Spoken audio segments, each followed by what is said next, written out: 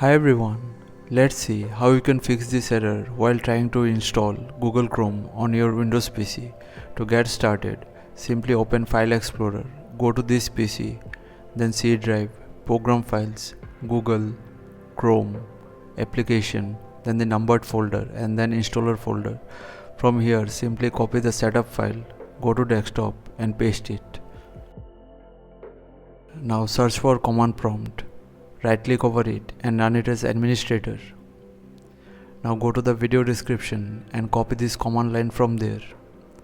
But before copying, make a change here in the username. Simply type the username of your PC, then copy the command line, paste it in the CMD window and hit enter. You'll get a similar screen. Simply checkmark the box and click on uninstall.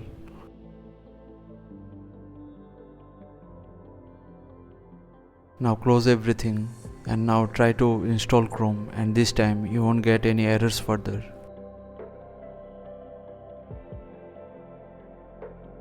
So thanks for watching. Please feel free to subscribe and support the channel if you found the content helpful.